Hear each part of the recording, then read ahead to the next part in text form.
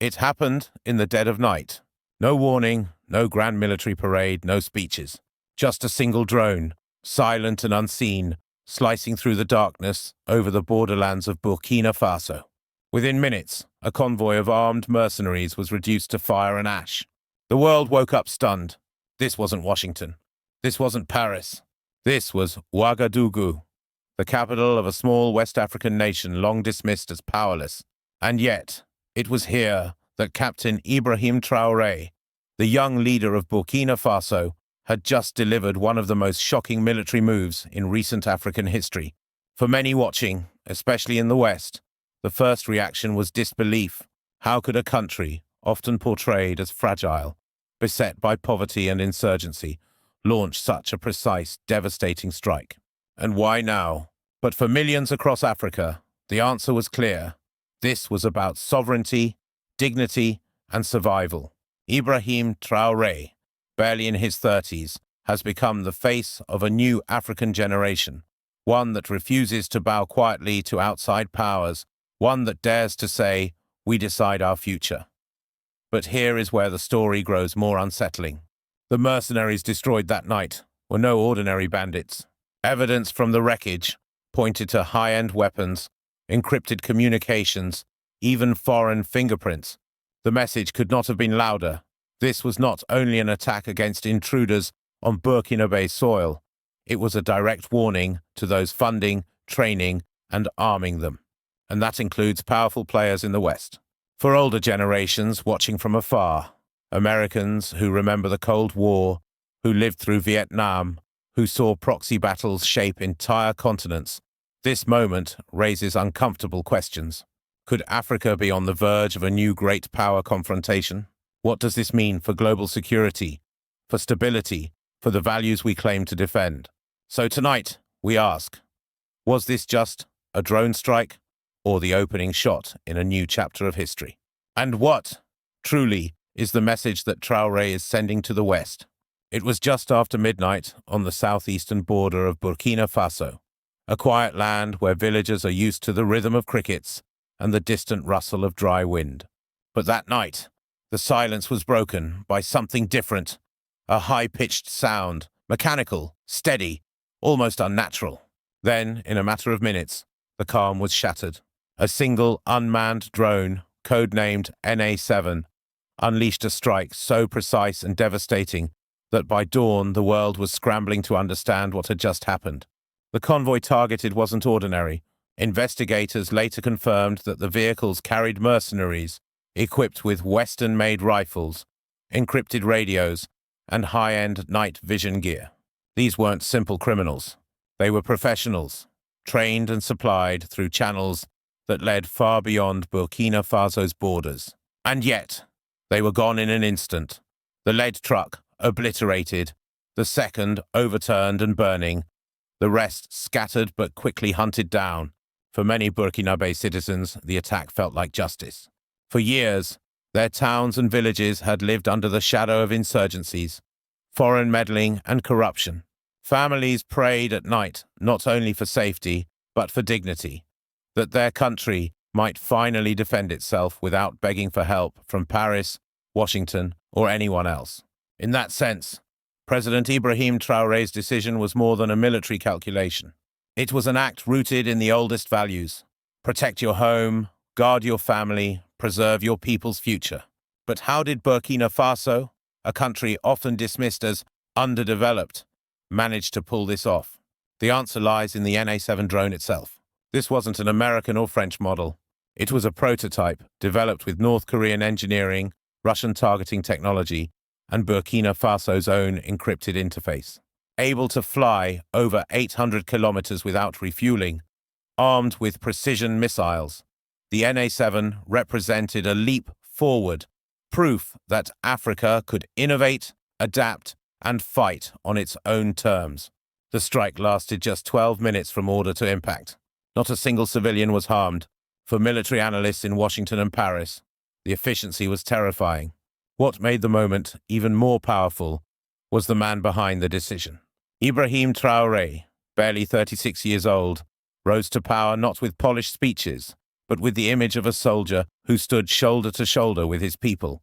He is often seen wearing his camouflage uniform, speaking plainly, not from teleprompters, but from conviction. Older Americans might see shades of other historic figures, men who embodied defiance against overwhelming odds. Like them, Traoré is not simply a politician. He is, in the eyes of many, a symbol. I remember a story shared by a Burkina Faso farmer, relayed through local media. He said, "When my father fought decades ago, he always dreamed of a leader who would not bow his head. When the drone struck, I felt my father's spirit finally rest."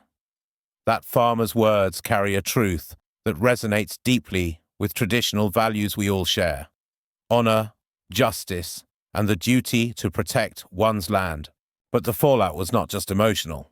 In the wreckage, investigators found something that shocked officials: fingerprints matching Nigerian Special Forces veterans, satellite radios linked to French networks, and financial trails running through London and Abu Dhabi. This was no rogue mission. It was organized, funded, and carefully designed. And suddenly, the world realized the strike was not only about defending a border, it was about exposing hidden hands. For older viewers, especially those who lived through the Cold War, the sense of déjà vu is strong. Proxy wars, covert funding, secret operations. History seems to be repeating itself, but this time on African soil. And this raises the haunting question: was Traoré's NA-7 drone strike just a military move, or a direct declaration of defiance against the West? The answer may lie in his own words. After the attack, Traoré declared, "If they send ghosts, we send thunder." In other words, this was not simply a tactical decision, it was a message that Burkina Faso, and perhaps Africa more broadly, would no longer tolerate shadow wars waged on their soil. For many in the West, that sounds like escalation. For many Africans, it sounds like liberation. And so, the world is left to grapple with the implications. Is this the dawn of a more self-reliant Africa, or the beginning of a dangerous confrontation that could spiral out of control? The answer is not yet clear. But what caused this turning point? When the dust settled after the NA-7 strike, the images told the story better than words. Burned-out vehicles, twisted metal, and the eerie silence of a battlefield where ghosts had once walked. But what shook the world wasn't only the wreckage, it was the voice that rose above it. The voice of President Ibrahim Traoré. In his trademark fatigues, without a script, he stood before cameras and delivered words that echoed far beyond Ouagadougou. "If you send agents in the shadows, don't be surprised when we send fire to light up the dark." To his people, these weren't just words. They were a promise, a vow that Burkina Faso would no longer be a pawn in foreign games. For a nation long underestimated, this was the sound of dignity restored. The emotional high point came not in the war room, but in the streets. In Ouagadougou's central square, thousands of men and women poured in. Elderly veterans wrapped in Burkina Faso flags stood side by side with young students, their faces painted in war stripes, chanting, "Burkina is awake." Mothers lifted their children onto their shoulders, telling them, "Remember this night. This is when our future began." The square became a sea of red, green, and gold, a human wave declaring that their country was no longer afraid. Across Africa, the reaction spread like wildfire. In Mali, students printed satellite photos of the strike with bold letters, "Don't mess with sovereignty." In Nigeria, murals appeared overnight, painted on walls with images of the NA-7 drone, portrayed not as a machine, but as a guardian spirit. Even in Nigeria, where the mercenaries had come from, emotions ran deep. Some were furious at their government's silence. Others mourned, realizing their brothers had been used as pawns in a game they never consented to. And yet, it wasn't just the people who responded. The leaders of the ACE alliance, Burkina Faso, Mali, and Niger, moved quickly. Within days, they announced Operation Iron Shield, the most ambitious joint defense initiative Africa had seen in decades. Satellites were reassigned, borders reinforced, and joint patrols established. The message was crystal clear: if one of us is attacked, all of us respond. The imagery was striking. In Bamako, Traoré stood alongside Assimi Goïta of Mali and Abdourahmane Tiani of Niger. No medals, no pomp, just three soldiers in simple fatigues, looking into the camera with unwavering eyes. For older viewers, it was reminiscent of moments from the past, alliances forged under pressure, leaders declaring independence not just in words but in coordinated action. This is where the question naturally arises. Operation Iron Shield. Is this the moment Africa rises as an independent military power capable of challenging Western dominance? The answer, at least for now, appears to be yes. For the first time, African nations are pooling resources, intelligence, and technology without Western oversight. The NA-7 drone strike wasn't just a military move, it was proof of concept. It showed that African nations could defend themselves with precision, discipline, and innovation. For the West, this was more than a tactical setback. It was a strategic shock. For Africa, it was a taste of what true sovereignty could feel like. And the reactions in Western capitals reflected that. In Washington, the White House called for restraint. In Paris, officials warned of destabilization. In Brussels, EU leaders scrambled for emergency meetings. But in Ouagadougou, in Bamako, in Niamey, the mood was entirely different. It was not fear, it was pride. Still, for all the celebrations, one truth lingers. Every action invites a reaction. Western intelligence networks are not idle. Plans are being revised, proxy strategies redrawn. As jubilant as the moment feels, uncertainty hangs heavy in the air. Older Americans, watching, might remember the uneasy calm that often followed dramatic victories in the Cold War, the knowledge that the other side would always find a way to push back. So, the high point of this story is both inspiring and unsettling. The people have risen, their leaders have acted, and the world has been put on notice. But the next move is not yet clear. The night the NA-7 drone struck, Burkina Faso seemed to step out of the shadows of history. It wasn't just metal and fire falling from the sky. It was something larger, something that touched the soul of the nation. And at the center of it all was President Ibrahim Traoré. When he appeared on national television hours after the strike, still in his camouflage uniform, eyes sharp but voice steady, the air in Ouagadougou felt electric.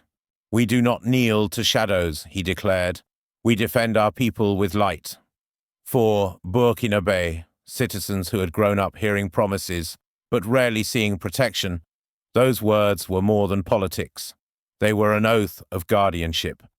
The climax of emotion came not inside the palace, but outside, in the streets of Ouagadougou. Thousands gathered in Independence Square. Families brought lanterns. Old war drums were struck, and church bells rang through the night. Elders raised their hands and prayed aloud, thanking God that their country could finally stand tall. Young people climbed atop cars, waving the red, green, and gold flag. In one powerful image, an old war veteran in tattered uniform placed his medals around a teenager's neck, whispering, "Now, you carry this torch." The reaction was not confined to Burkina Faso. In Bamako, Mali, crowds painted murals of Traoré alongside Assimi Goïta. In Niamey, Niger, soldiers marched shoulder to shoulder with civilians, chanting unity songs. Even in rural villages where internet barely reaches, word spread fast. Radios blaring news of the thunderstrike. Elders gathering children to tell them history has turned. The leaders of the AES alliance seized the moment.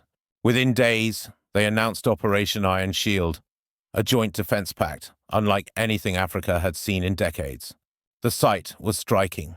3 young presidents, Traoré, Goïta, and Tiani, standing together in plain fatigues, no pomp, no medals, no bodyguards in dark suits. Just 3 men, soldiers first and leaders second, vowing before cameras, "If one of us is attacked, all of us respond." The symbolism was impossible to miss. This was sovereignty in action. But here, an older viewer might ask, what does this truly mean? What happens when small nations defy global giants? To answer, let's borrow a lesson from nature. How did the ecosystem around the river change after the beavers built their natural dams? The answer, everything shifted. The water slowed, the land became fertile, fish multiplied, birds returned, and predators had to adjust. The balance of the whole system was altered, permanently. That's exactly what this drone strike represents. By building their dam, Traoré and his allies have slowed the flow of foreign interference, allowing sovereignty, pride, and local strength to grow. And just as in nature, those who once dominated must now find new ways to survive. The West's response revealed the stakes. In Paris, anger was barely hidden. In Washington, press conferences called for restraint and dialogue. In Brussels, EU leaders rushed into emergency sessions, debating sanctions. Yet for millions in Africa, these responses only confirmed what they had long suspected, that shadow forces had been at work, shaping their insecurity for years. Now, exposed and wounded, those forces are on notice. For older Americans watching this unfold, the parallels to the Cold War are impossible to ignore.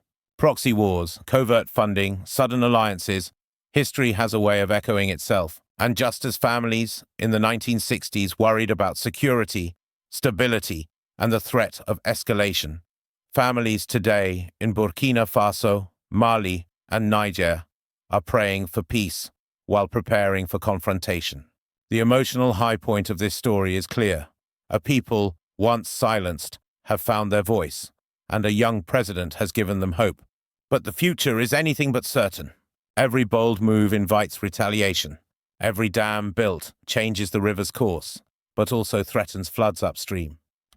The question now is whether the world will acknowledge this change with respect or resist it with force. The NA7 drone strike did not only shake battlefields, it reached deep into homes, families, and the collective soul of Burkina Faso. For President Ibrahim Traoré, this was not simply a military gamble. It was a message that touched every Burkinabe man, woman, and child. Across the country, conversations changed overnight. In Ouagadougou's markets, where women sell maize and children run between stalls, whispers of fear gave way to words of pride. "At last, our leader protects us," one mother told a journalist, clutching her son's hand. For years, families in Burkina Faso have lived under the threat of violence. By 2022, nearly 2 million people had been displaced by conflict with insurgent groups. Villages emptied, schools abandoned, farms left untended. But when Traoré authorized the drone strike, for the first time, many citizens felt the tide might be turning. Statistically, the impact is stark. Reports estimate that in regions once dominated by armed groups, displacement slowed by 15% in the weeks following the strike. Aid workers in Kaya noted that families who had fled were cautiously returning, repairing mud homes, replanting fields. The symbolism mattered as much as the security.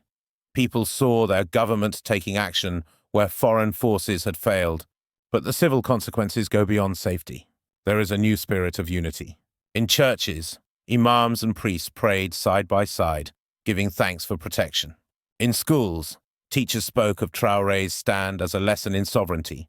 One elderly teacher in Bobo Dioulasso said, "I taught history my whole life. Today, history is teaching us." On the political front, the strike transformed the landscape overnight. Traoré, once described by critics as too young, too bold, has seen his popularity soar. Independent surveys conducted in urban centers show approval ratings above 75%, unprecedented in the nation's turbulent history. For rural elders, he's no longer just a soldier in fatigues. He is the protector of their grandchildren. For the youth, he is a symbol of courage, a sign that Africa's future does not need to bow to foreign powers. This transformation, however, carries heavy risks. By targeting shadow networks tied to foreign mercenaries, Burkina Faso has effectively painted a target on itself. Analysts warn that retaliation could come in many forms: economic pressure, cyber disruption, or covert funding of opposition groups. Already, whispers circulate that certain NGOs, once neutral, are now under scrutiny for funneling money into destabilizing projects. Yet the people remain undeterred. In the countryside, families light candles outside their homes each evening, a simple ritual they call the Vigil of Protection. Children draw pictures of drones, not as machines of fear, but as guardians in the sky. This deep, almost spiritual reimagining of technology as a defender of dignity reveals how far the psychological landscape has shifted. Still, older viewers in the United States will immediately recognize the warning signs. History has shown that when small nations take bold stances, external powers often respond with overwhelming force. From Latin America in the 1980s to Eastern Europe in the 1950s, the cycle is familiar. Hope rises, foreign interests feel threatened, and the backlash is swift. That is why the stakes for Traoré and his people are higher than ever. Civil pride has blossomed, political authority has strengthened, and unity has grown. But these gains rest on fragile ground. One wrong move, one calculated retaliation, and the fragile hope of millions could be crushed. The cliffhanger is impossible to ignore. Burkina Faso has acted. Its people have rallied. Its leaders have drawn a line in the sand. The drone strike in Burkina Faso was not just a local shock. It rippled across continents. In Washington, D.C., policymakers were caught off guard. Suddenly, the name Ibrahim Traoré, a young president from a landlocked African nation, was front and center on American television. News anchors debated, was this the act of a reckless leader or the birth of a new African sovereignty that could challenge Western dominance? The U.S. State Department's first reaction was cautious. Official statements called for stability and dialogue. But behind the language of diplomacy, there was unease. For decades, America has relied on Africa as a strategic partner in resources, counterterrorism, and global influence. A bold, independent Burkina Faso, standing shoulder to shoulder with Mali and Niger, threatens to rewrite the entire security map. American families watching the news felt echoes of the past. Older viewers remembered the Cold War, when small nations became flashpoints in great power struggles. Back then, U.S. leaders warned that instability abroad could ripple into insecurity at home. Today, those fears resurface. If Africa shifts away from U.S. influence, will it strengthen rivals like Russia and China?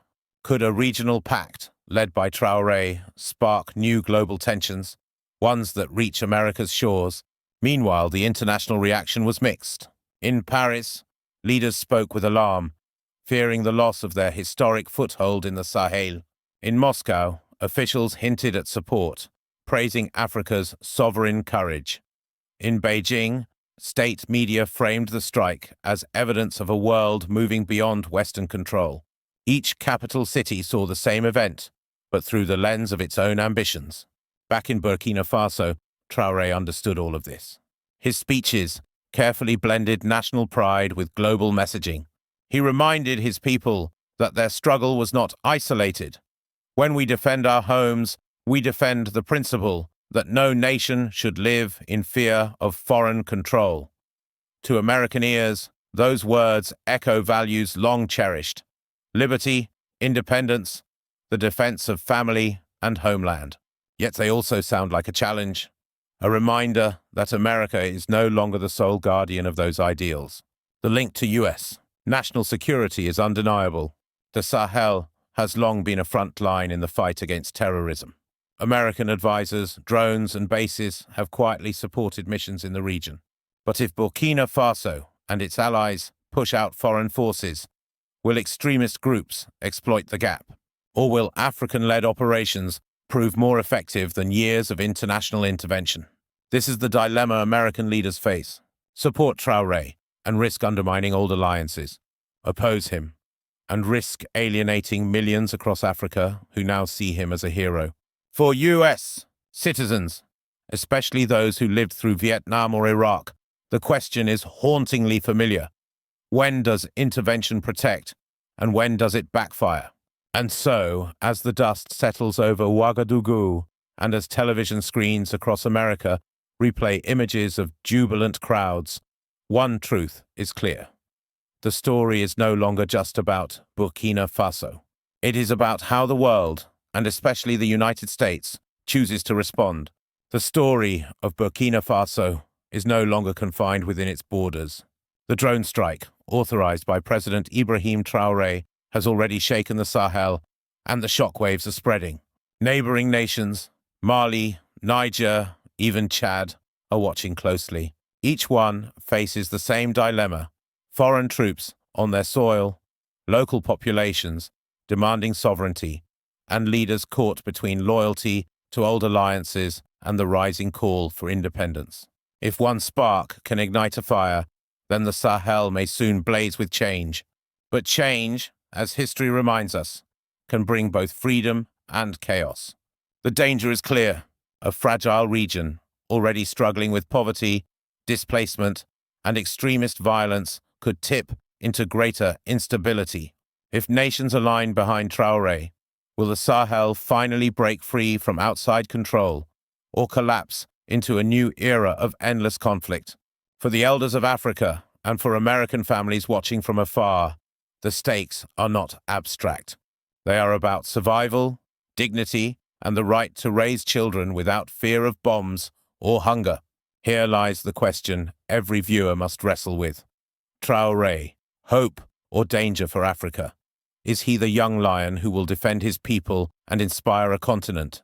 Or will his boldness invite retaliation that shatters fragile stability, dragging millions into suffering? Imagine two futures. In one, the Sahel stands united, its armies capable, its people free from foreign dictates, its children returning to schools rebuilt in peace. In the other, retaliation arrives: economic blockades, covert wars, and new refugee crises that dwarf today's tragedies. The choice between those futures may be unfolding right now, before our eyes. And this is where you, the listener, come in. History is not written by governments alone. It is written by citizens, by families who raise their voices, by communities who demand justice, by nations who insist that sovereignty matters as much in Ouagadougou as it does in Washington. So ask yourself, what values do we defend? What world will we leave to the next generation? Subscribe, share your voice in the comments, and stay engaged. Because the story of Traoré and Burkina Faso is not finished. It is only beginning. And the next chapter may decide whether the Sahel becomes a beacon of hope or the center of the next global crisis.